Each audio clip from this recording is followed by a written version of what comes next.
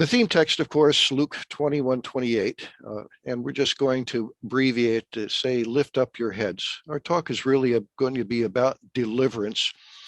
And I'm sure that in the many years you've studied the scriptures, you've read the words of this text many times. They occur in the midst of a sermon Jesus was giving, one of his more important sermons, in as much as it concerned prophetic events that his disciples would see and would occur during the gospel age. Events that, by and large, were not pleasant to talk about.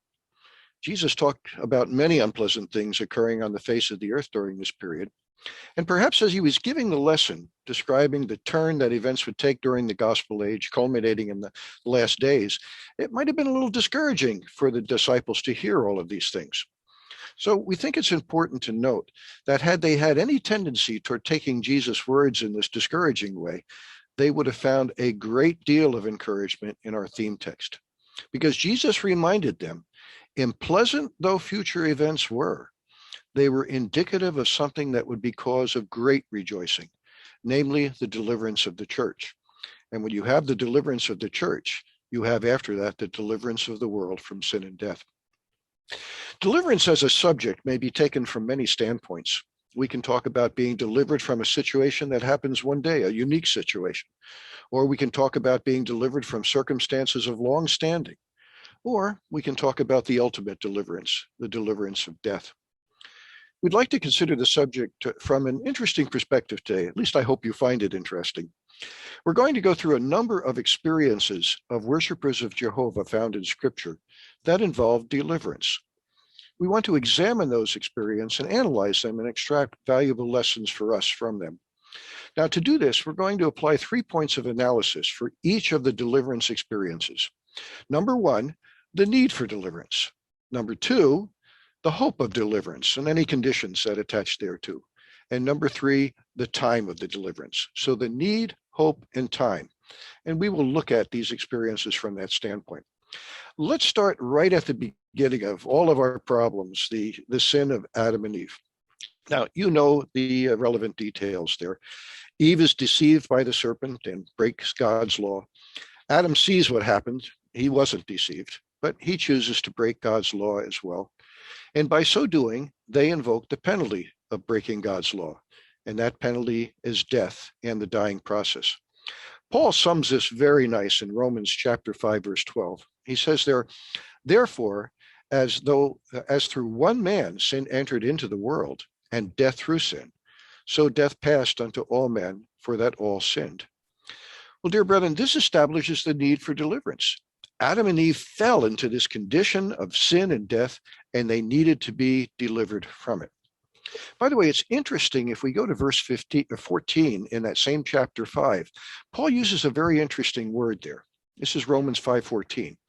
He writes, nevertheless, death reigned from Adam until Moses, even over them that had not sinned after the likeness of Adam's transgression, who was a figure of him that was to come.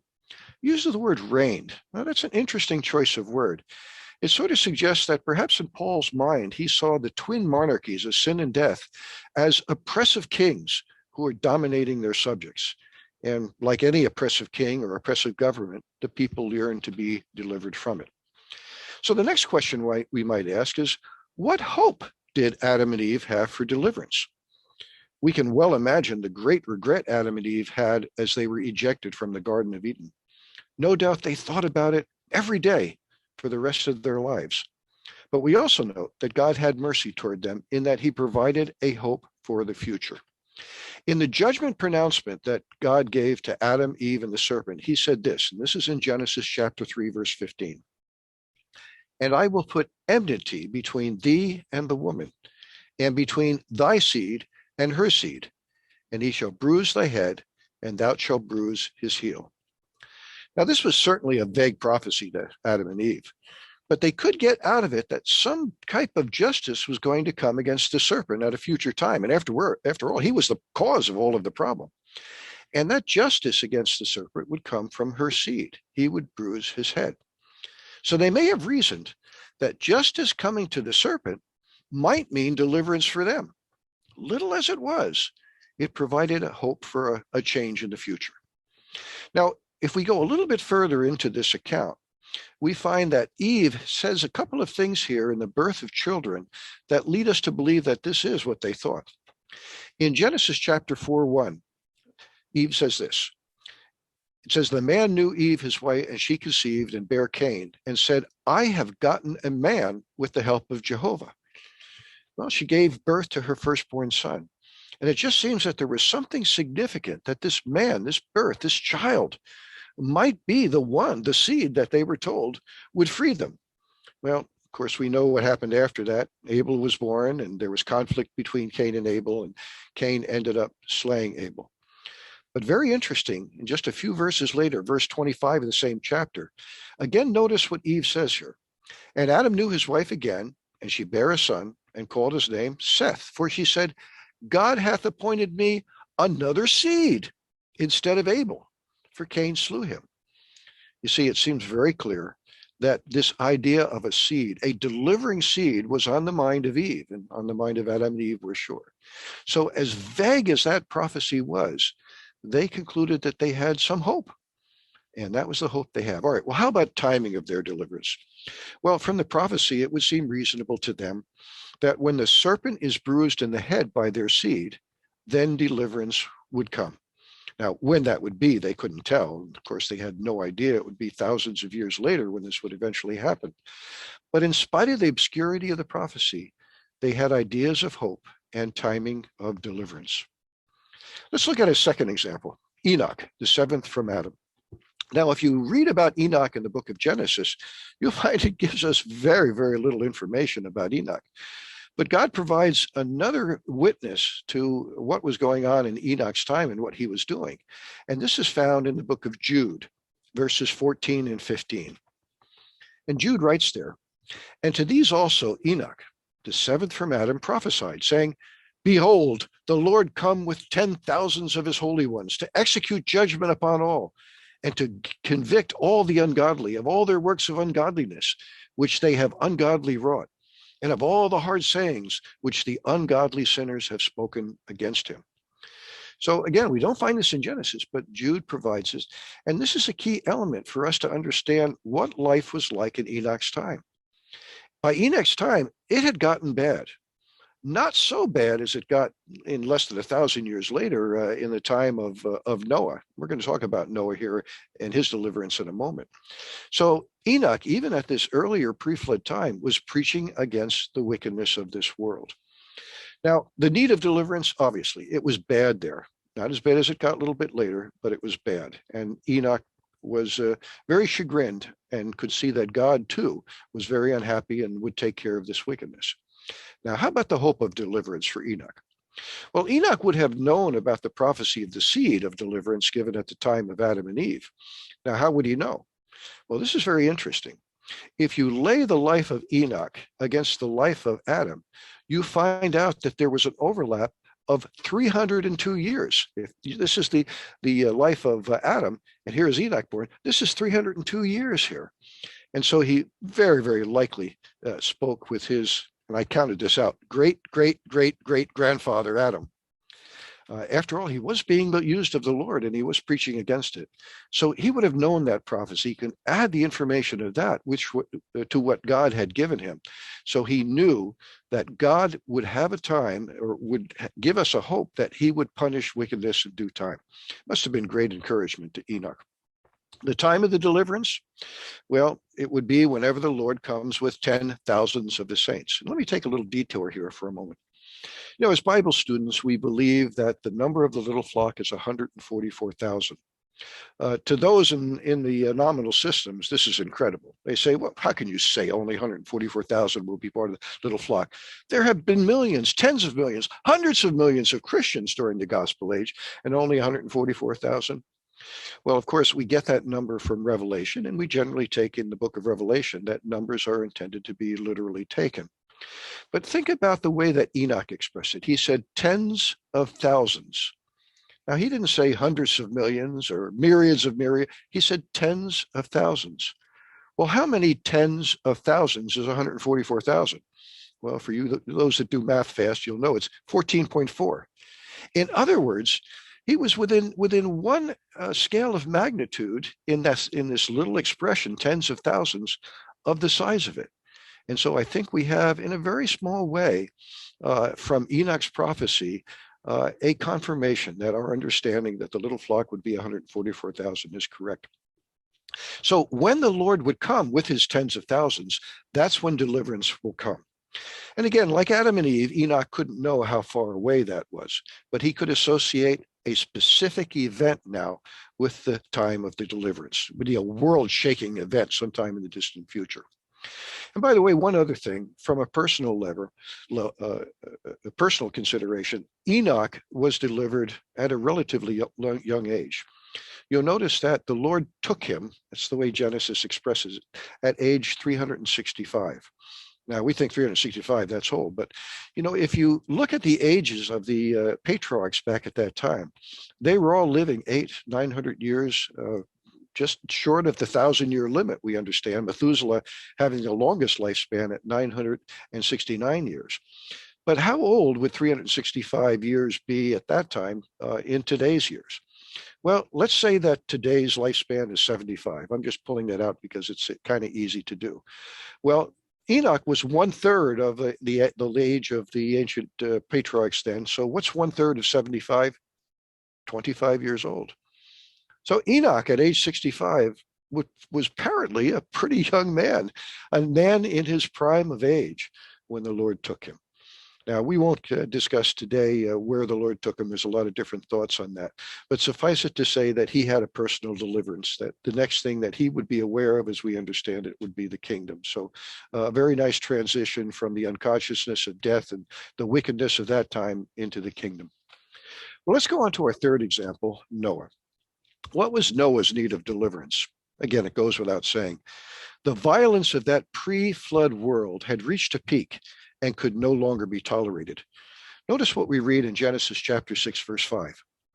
And Jehovah saw that the wickedness of man was great in the earth, and that every imagination of the thoughts of the heart was only evil continually. Dear brother, I want you to think about that, just how corrupt the race of man had gotten at that time. I don't think the Bible overstates it when it says that the thoughts of his heart was only evil continually. All of their lives, all day long, all they thought was things that were selfish and sinful and probably hurtful to others. That is the world that Noah lived in. And of course, Jehovah saw that this could not go on. It had to be put to an end. And so the hope of deliverance for Noah was that he and his family would be spared God's destruction of the world.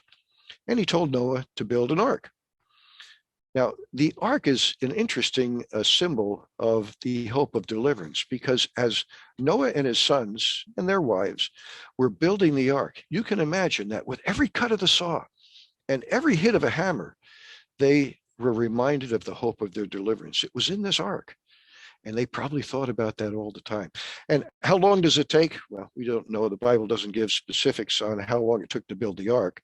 There is a reference to a limit of 120 years, and some have taken that as the period of time. That may well be, or it may be something less. No doubt with just 4 men and 3 women, it took a very long time to build that ark. But this was the hope of the deliverance. The time of the deliverance, again, for Noah, it's easy. Finish the ark, fill it with animals, and the destruction will come and you will be delivered. So their deliverance was tied up with the completion of that project. Now, I want to make just a couple of experiences on or a couple of observations on these first 3 experiences. In each case, we see that our God, Jehovah, is very conscious of the needs of each. Now, let's take that to ourselves. Brethren, our God knows our needs.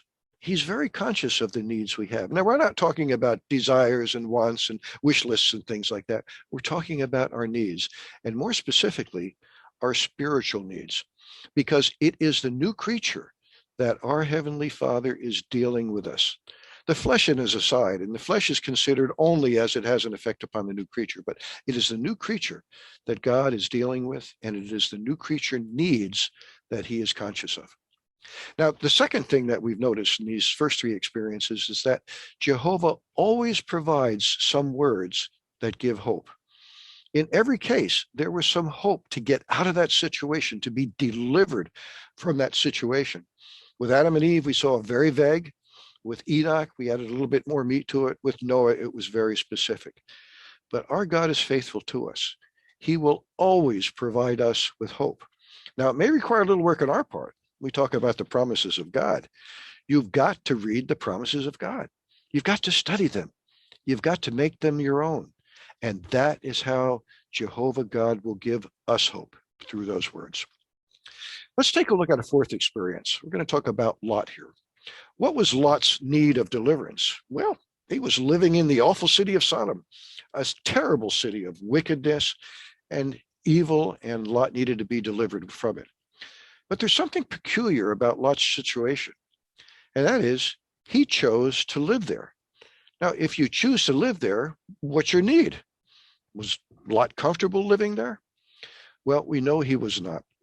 He didn't choose there to live there because of a wicked city, because we are told specifically in 2 Peter chapter 2, verses 6 through 9, that Lot was a righteous man. Let's read that. 2 Peter chapter 2, verses 6 through 9.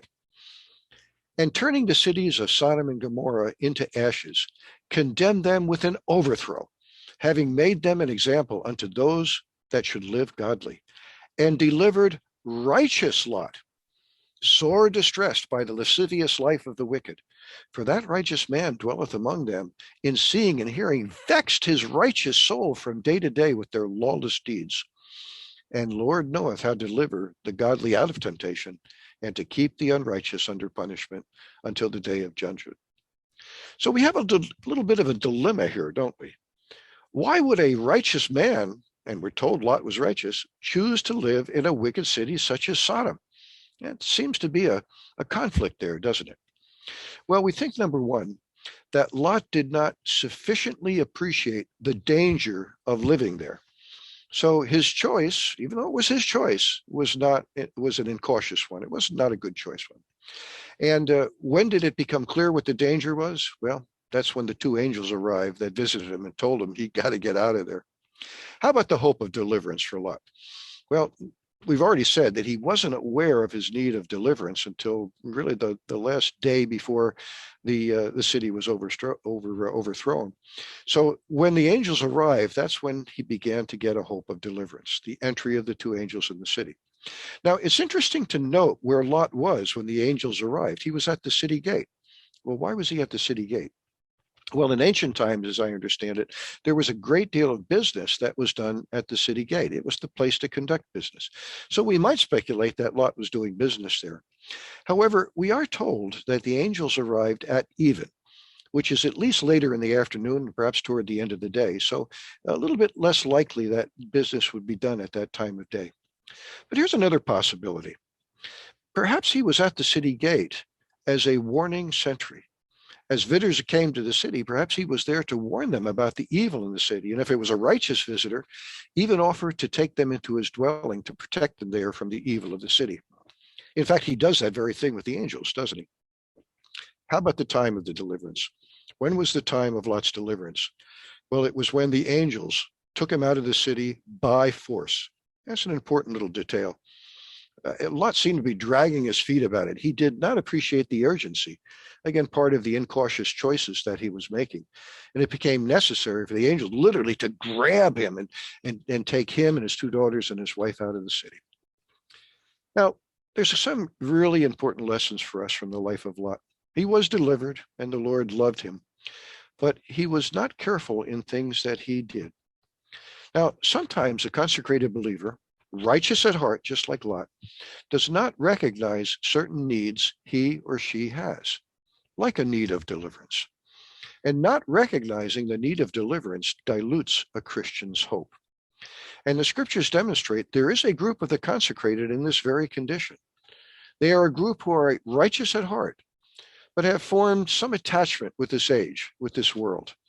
And as a result, they make incautious choices. Do you see the parallel with Lot? Of course, you recognize this group as the great company. They continue to do this until the Lord makes clear to them that they are in danger. But just like with Lot, they will be delivered out of great tribulation. Revelation 7 describes that.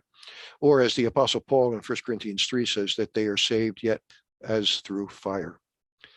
Brethren, let's take it to ourselves. How clearly do you see your need of deliverance? Are you anxious to get out of this world, to be with the Lord, and to do his kingdom? Or are you a little comfortable with things in the world? Perhaps a little too connected with the advantages and pleasures of this old system. Brethren, we have to be very careful about that, because that is the attitude of the great company, and there's great loss because they don't wise up and see the necessity of very close walk with Jesus and with our Heavenly Father. Let's go on to a fifth example of deliverance, Israel's deliverance from Egypt. What was the need? Obvious. They're slaves in Egypt, severely repressed. What was the hope? Well, I'm going to do a little bit of a parallel here. I'm going to share with you the reasoning of a faithless Israelite and the reasoning of a faithful Israelite, both in the same situation. Well, here's the faithless Israelite first. Here I am, a slave in Egypt. Our forefathers had good blessings from God, but they're not doing me any good. I'm here making bricks every day in the mud. Either God doesn't care or he doesn't exist. I've got no hope at all. Now let's contrast that same situation with that of a faithful Israelite. Here I am, a slave in Egypt, but our forefathers had good blessings of God, and he promised them he would bless us. It has to happen sometime. In fact, our situation right now is so bad, we're making bricks without straw. It's so intense, that must mean our deliverance is getting close. You see the difference in reasoning? Both started with promises, but only one believed. And there's a really beautiful corollary about this. Faith itself will provide a hope of deliverance, even in the absence of tangible reasons for it. That faithful Israelite that's making bricks, there was nothing going on in the government, nothing going on in the news, nothing happening anywhere in Egypt that would indicate that deliverance was close. But that didn't make any difference. He had faith in the character of God, and that sustained him. So, dear brethren, our faith has to be developed to the point that it should.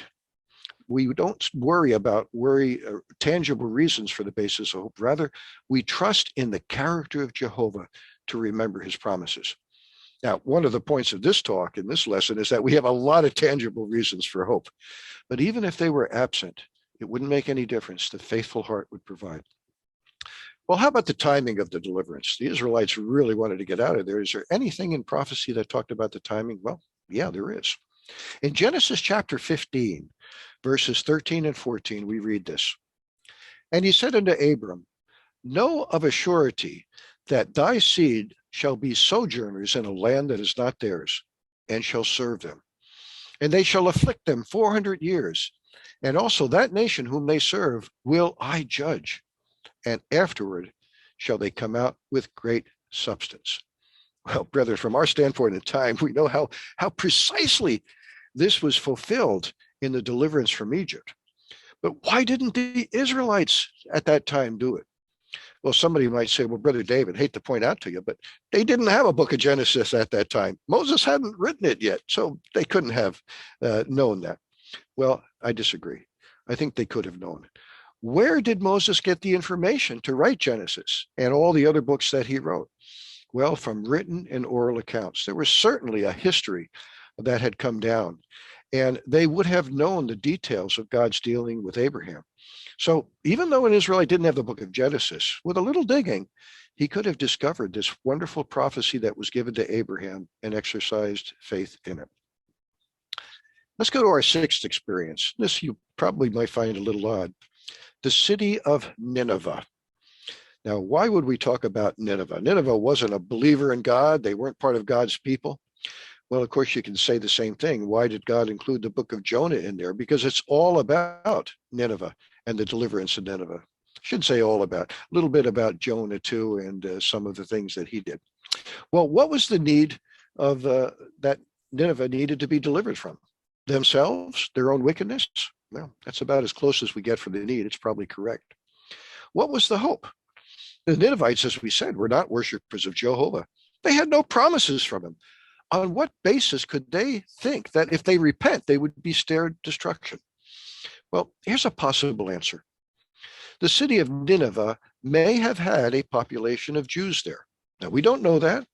Perhaps the history books might give us a little clue. But Jews were spread throughout the world at that time, and there may have been a population of Jews. Let's assume for a moment that was so. So here comes Jonah into the city, speaking in the name of Jehovah, the God of the Jews, and saying that in 40 days the city would be destroyed. Well, the Jews may have instructed the people of Nineveh about this God Jehovah. They might have said to the Ninevites, hey, this is a prophet of Jehovah. Jehovah's a very serious God. Just look back in the history. God destroys wickedness. He's done it multiple times. But even though he's a very serious God, just as important, but he's also a merciful God. And if you turn your act around, he may spare you. By the way, we do have one other example of a non-worshiper of Jehovah getting mercy without having any basis of hope. Can you think who that was? Give you a second. Well, the answer is Naaman, the Syrian general. Wasn't a worshiper of Jehovah, wasn't an Israelite, but he was chosen to be cured of his leprosy. So God sometimes does exercise mercy in this way. Well, whatever the cause was, and whatever the hope that the Ninevites had, they did repent, and they turned around.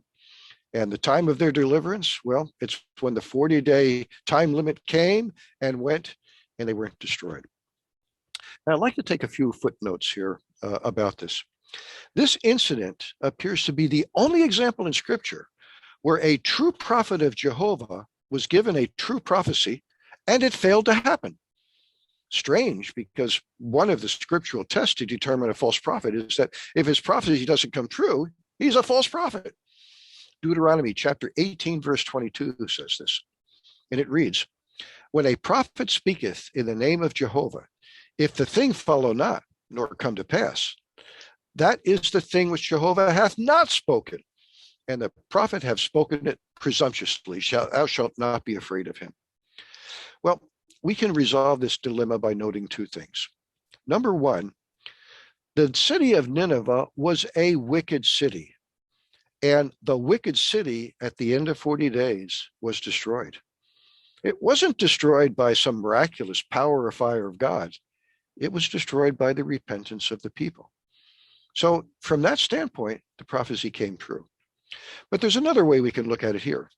You know, I've used the word destruction on purpose several times, but if you read the prophecy, the word destruction is never used. It's a different Hebrew word, the word for overthrow. It's Strong's number 2015, havak. Let me read a little bit of the Strong's definition.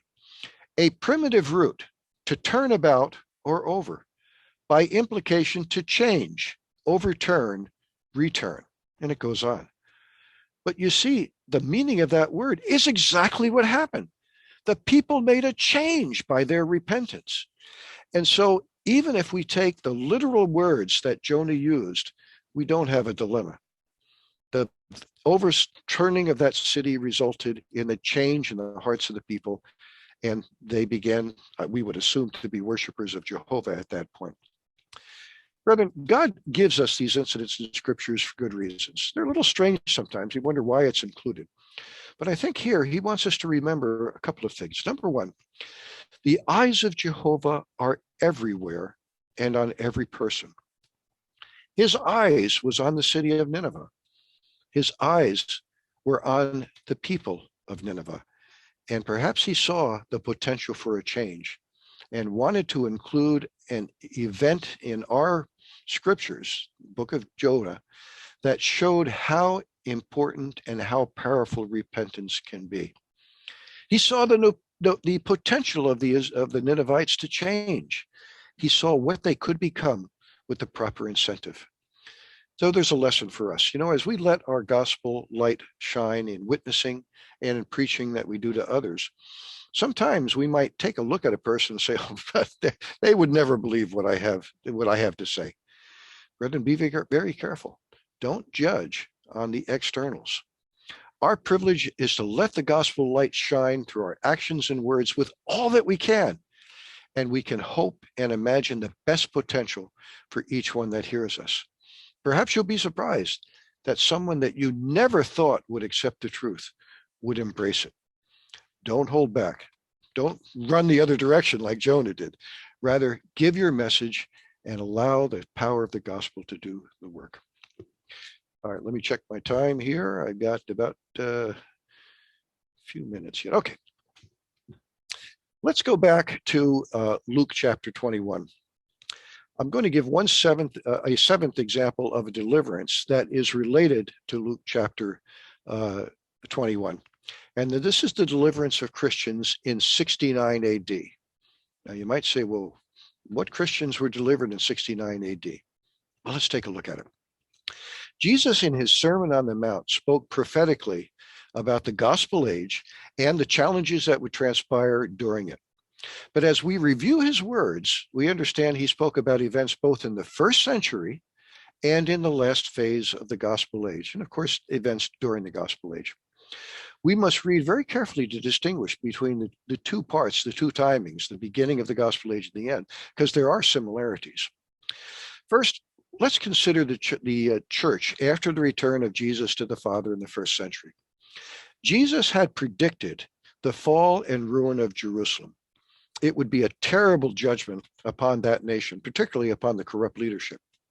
All three of the synoptic gospels carry parts of Jesus' message at that time. Now, we're going to refer primarily to Luke since our theme text is taken from that gospel. In Luke chapter 21, verse 6, we read this. As for these things which ye behold, the days will come in which there shall not be left one stone upon another that shall not be thrown down. Now, Jesus here is speaking of the destruction of Herod's temple in Jerusalem. It would be so thorough as to not leave one stone on another, an absolute flattening of the Temple Mount. Now, after this, Jesus talks about events during the gospel age and the church's experiences during this time. But when we get to verse 20, we have another reference to events in the first century. Let's read verses 20 and 21. Luke 21, 20 and 21. But when ye see Jerusalem compassed with armies, then know that her destruction is at hand.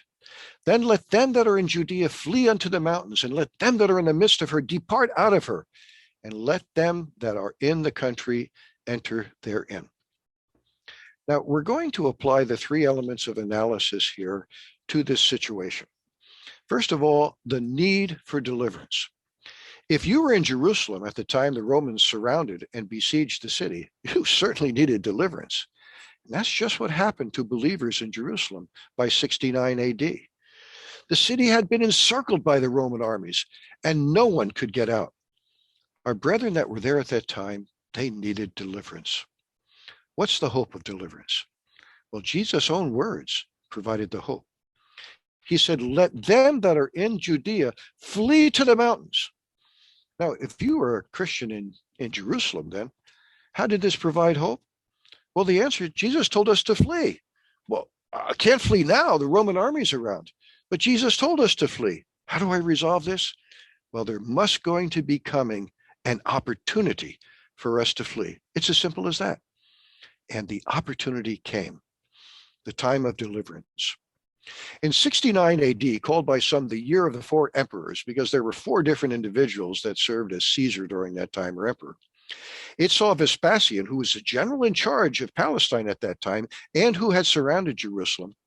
He was proclaimed emperor and called back to Rome to provide a stable government. You can well imagine with four emperors in 1 year, there was a lot of instability, and they were depending upon Vespasian to combine and provide that governmental stability.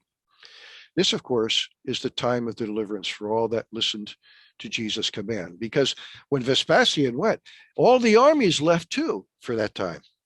And those that listened to Jesus' command to get out of there, when you see Jerusalem compassed, run to Judea, they did so, and their lives were spared. Because Roman armies came back very shortly after that window of opportunity, this time led by Vespasian's son Titus. They surrounded Jerusalem again, and you know that awful history. More than 1 million deaths and the destruction of the temple. It was an awful time, one of the awfulest times in the whole history of the Jews in terms of death and destruction. But those Christians that listened to Jesus' words, when you see Jerusalem surrounded, get out of there, they were delivered. Let's bring us up to our time. our need for deliverance from the world. We're still in Luke chapter 21. And verse 24 speaks of the coming of the end of the times of the Gentiles, which we understand to be 1914. And then verses 25 and 26, Jesus gives us a number of signs that we have reached the last days. In other words, that time after the end of the Gentile times. He said that there would be signs in the moon and stars and sun. Well, we've seen kind of a literal fulfillment in our own time. I don't know if you've ever looked at the science of astronomy, but there is more known about the sun, moon, and stars than has ever been known in recorded history. There's all kinds of scientific science that they've learned about the sun and the moon and the stars and the evolution of the galaxy. Before the 1920s and 1930s, nobody had any idea of how gigantic the universe was. And now with telescopes and radio telescopes and the Hubble telescope, we can see billions of light years outside. So from a little standpoint, the sun, moon, and stars have just revealed so very much. How about the spiritual fulfillment? Probably the most important. The gospel light of the symbolic sun has shined brighter than ever with our understanding of the ransom. And we appreciate so much the Lord's use of the faithful and wise servant to be able to put together the divine plan with the ransom as its foundation. And that's the foundation of our movement, and it's the foundation of our faith. The Mosaic law of the symbolic moon has revealed its types and shadows in marvelous ways. We look at those symbols there, and we see so many lessons that describe the experiences of the church and the ultimate deliverance of the church. The teaching of the apostles, the symbolic stars, so long obscured by error, have been shining wonderfully in these last days. Jesus in those verses talked about the distress of nations, and this stress has been especially notable since World War II. It's not that there haven't been wars and diseases and famines and earthquakes prior to that. That was part of the description of the whole gospel age. But to be sure that since the beginning of World War I, we've had distress of nations that is truly unique in human history. There have been hundreds of millions that have died in these wars and the diseases that followed the wars. We're dealing with the pandemic now. Remember the pandemic that occurred at the end of World War I that was due very much to soldiers coming from far-flung places and bringing the disease with them back and forth. It was certainly a very distressful time and continues to this day. Indeed, COVID, I think, is part of the distress that we have. Jesus used the expression, the roaring of the sea. We've seen countless revolutions since 1914, resulting in more independent nations than we have ever seen. Social upheaval has become so prevalent that some experts are worrying about civil war in our own country, in the United States. This is being openly discussed and thrashed out by many of the scholars, and I would not be surprised to see that happen. Roaring of the sea. Men fainting for fear and expectation of things that are coming on the world, Jesus said. Isn't this a major sign of our time? We worry about economic collapse. We worry about the COVID or perhaps new pandemic. We worry about the loss of freedom of expression, war with many other nations. There are so many sources of fear and worry that it is a significant sign. Well, this brings us to our theme text in verse 28. Let me read it. But when these things begin to come to pass, look up, lift up your heads, because your redemption draweth nigh. Brethren, Jesus said when these things begin to come to pass, we have for purposes of our lesson looked at 1914 as kind of a special beginning. There are other beginnings, but that's what we're kind of focusing on since the end of the time of the Gentiles. Brethren, we are well past the time when these things began. They began to come to pass in 1914, and we've seen the development. So we were well into it. This being the case, brethren, we can lift our heads up. We can look at the signs of this world for confidence that they deliver the ever nearer time of our deliverance. Remember, I was talking about that Israelite, the faithful Israelite. He was saying, this is the most intense time, difficult time we've ever had in Egypt. It must mean our deliverance is close. Can't we almost say the same thing? The intensity of the problems in the world. Even with all the problems we've had in the United States, we have been relatively insulated from it, but it's not going to last. It's going to get as bad here as it does everywhere else in the world. So we need a deliverance. In Romans chapter 7:24, Paul wrote this, "Wretched man that I am, who shall deliver me out of this body of this death?" We need deliverance from this body of death, and the ultimate deliverance of death, which signifies the completion and end of our sacrifice, our covenant of sacrifice, will be a wonderful time for all of us. Many of our brethren have saw the beginning of these things in 1914 and have lived through many of them. They've received their reward. They have been delivered. But the full deliverance of the whole church, the completion of the church, is yet future. So like Enoch, like Noah, like the Israelites in Egypt, we can look forward to that. What is our hope? Brethren, we have thousands of scriptures that give us hope. But the foundation of our hope, the source of our hope, is that trusting that God will give us what he has promised to give. God never welches on his promises, but we have to know those promises and we exercise faith. If he has promised, he is faithful and will give us. And the time of our deliverance, well, we already mentioned the time of ultimate deliverance is death. And that has been the experiences of our brethren since 1914, dying in the flesh. There have been some martyrs in places like Romania and Poland. There are brethren that have been murdered because of their faith, and it continues elsewhere. We haven't seen that so much in this country. But when we finish our course, when the Lord says, time's up, come up higher, and he decides that, then we are fully delivered. So for this cause, we rejoice as we seeing our death coming closer, and we perceive our death as the time of our change. Again, going back to Noah, Noah had a certain amount of control over that. If I get this ark done, the deliverance is going to come. So brethren, we too must work hard. That's going to be related to the time of our deliverance. In Philippians chapter 2, verse 7, Paul, in talking about Jesus, says he emptied himself, taking the form of a servant. I like one translation says he poured himself out. Brethren, are you pouring yourself out in the service of the Lord, the truth, and the brethren, working tirelessly to do everything you can to achieve what Jehovah wants you to do in this life? And that's the service and upbuilding and the helping of our brethren. The bride makes herself ready means that we have to help one another to do that.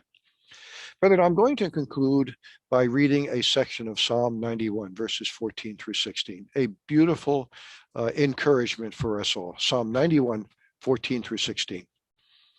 Because he hath set his love upon me, therefore will I deliver him. I will set him on high because he hath known my name. He shall call upon me, and I will answer him. I will be with him in trouble. I will deliver him and honor him. With long life will I satisfy him and show him my salvation. Brethren, may we all lift up our heads, not allow the troubles of this world to trouble us, but keep our focus upon Jesus and keep our focus upon our Heavenly Father and upon the work that he has to do. We don't know how much time we have left, but let's use every moment of time that we do have left to worship our God and to be faithful.